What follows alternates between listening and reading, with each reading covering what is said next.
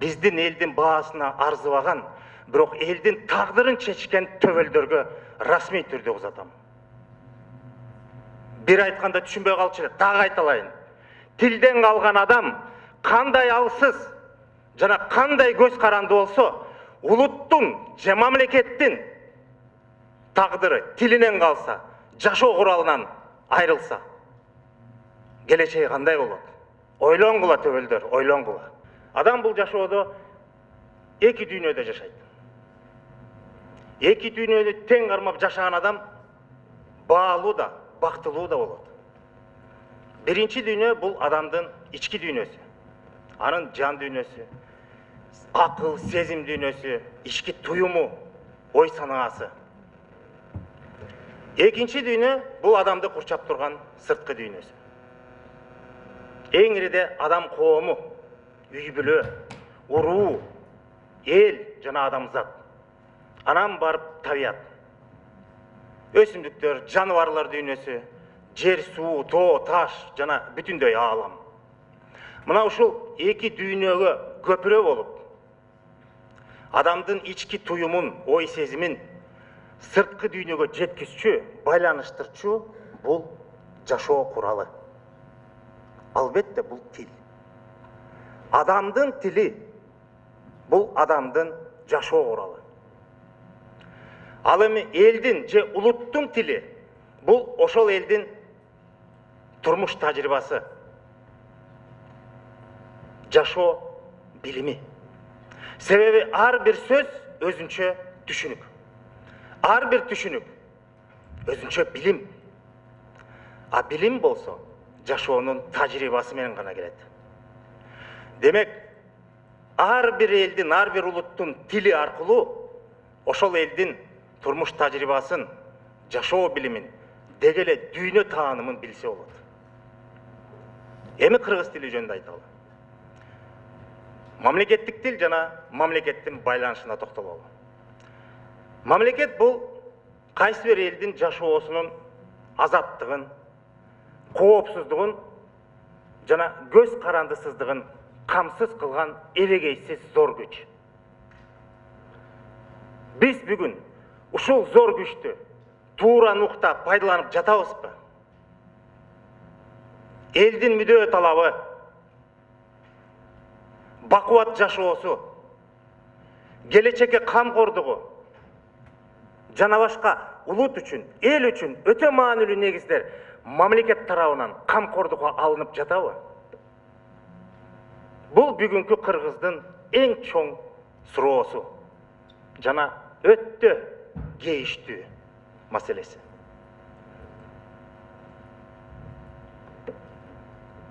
Кыргыз тилинин байлыгы анын сөзүнүн көптүгү менен чектелбейт. Тилдин байлыгы сөздүн салмагы менен, сөздүн күчү менен жана сөздүн көркөмү менен кошо ченелет. Кыргызда бир улуу сөз бар. Кам бийлигинен нарк күчтүү деген. Бүгүн Кыргыздын мамлекетинин жүргүзгөн саясатында ушул улуу сөзгө орун жок. Тилекке каршы. Себеби кыргыздын дүйнө таанымында, жашоо адебинде элдик нарк ар дайым бийликтен жогору турган. Бийлик элге кызмат кылган, элдин кызыкчылыгын коргогон. Бүгүн болсо тескерисинче болуп калды. Элдин мээнети, элдин көз жашы, элдин убалы бийликтин жыргалчылыгы үчүн болуп калды. Анын бакубатчылыгы үчүн болуп калды. Ушундан улам биз нарк деген сөздүн маанисин түшүнбөй, жашоодогу ордун жоготтук. Дагы бир сөз бар элибизде. Канча тил билсең, ошончо дил билесиң деген. Башка тилди билүүгө биз чек койбошубуз керек. Колдон келсе өздөштүрүш керек. Ошол чет тилдер сенин улутуңдан сырткары алкактагы адамзаттын жашоосун тааныганга керек. Алар менен алака түзүп, алар менен достукта, ырашкерликте жашаганга негиз жана өбөлгө болуп берет. Бирок өзүңдүн тилиңди билбегениң, өзүңдүн дилиңди билбегениң да. Демек, өзөгүңдү, тамырыңды, табиятыңды тааныбагандык, ким экениңди тааныбагандык да. А өзүңдү тааныбай туруп, элиңе, мамлекетиңе кандай кызмат өтөй аласың? Өзүңдүн наркыңды билбесең, улутуңдун баалуулугун тааныбасаң, мамлекет болуп жашагандын баасы эмнеге арзыйт? Мамлекеттик тил бул мамлекеттин жашоо куралы. Эгерде биз мамлекеттин жашоосун оңдойлу десек, элибиздин жашоосун оңдойбуз десек, анда эң обалу маселенин таалуусунан башташ керек. Ал биздин тилибиз. Себеби жашоону оңдош үчүн жашоо куралын күчтөш керек да. Тилден калган бала же адам кандай алсыз, кандай көз каранды болсо, улут дагы же мамлекет дагы өзүнүн тилинен калып, жашоо куралынан айрылса, эмне болот?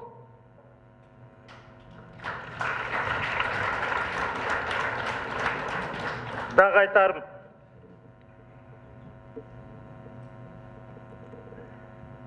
дагы бир кыргыздын улуу сөзү бар. Кан бийлигине нарт күчтүү дегенди талдадык. Эми сөзүм кургак болбош үчүн мен бир мисалды келтирейин. Кыргыз эли элдин башына падыша болуп келген адамды кан деп атайт. Дүйнөдө 40ка жакын түрк тилдүү жана тектеш элдер бар. Ошолордун ичинен кыргыздар, Хакас, Алтай жана Тывалар падышасын кан дейт. Калган түрк тилдүү элдер хан дейт. Айырмасы бар. Ошол элдердин сөздүктөрүндө хан деген сөздүн этимологиясында маалымат жок кесе. Кайдан келип чыкканы? Жөн эле котормо түшүндүрмөсү бар. Хан бул падыша болду. Ал эми биздин кыргыздардын, Алтай, Хакас, Тыва элдерин негизи бул тамырыбыз эле эмес, затыбыз бир элбиз. Атыбызды эле өзгөртүп койгон да. Мына ошо кыргыздардын ушу кан деген сөздүн этимологиясы кадимки денедеги кан деген сөздөн келип чыккан. Эмне үчүн кыргыздар падышасын кан деп атайт? Муну билген кыргыз аз. Өтө эле аз. Көбүбүз билбей калганбыз. Түшүндүрмөсү мындай. Кан денедеги кан.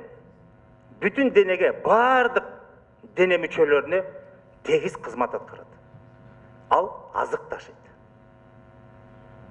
Дене азыктанбаса өлөт. Ошон үчүн кан денеге азык ташып, дененин жашоосун камсыз кылат. Кан үчүн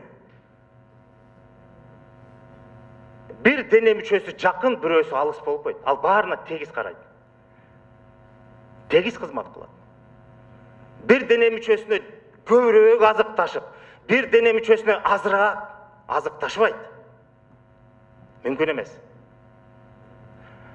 Мына ошондуктан кыргыздар эл башына келген адамды, падышаны кан деп атаганы, ошол денеге кан кандай тегиз кызмат кылса, элдин башына келген кан ошондой адилет, калыс кызмат кылсын дегени. Баса белгилеп кетчү. Кызмат кылсын, бийлесин эмес, кызмат кылсын. Ошон үчүн элибизде ушундай сөз бар. Туура бийде тууган жок, ыймандуу бийде. Туугандуу бийде ыйман жок дейт. Туура бийде тууган жок, тууганчыл бийде ыйман жок дейт.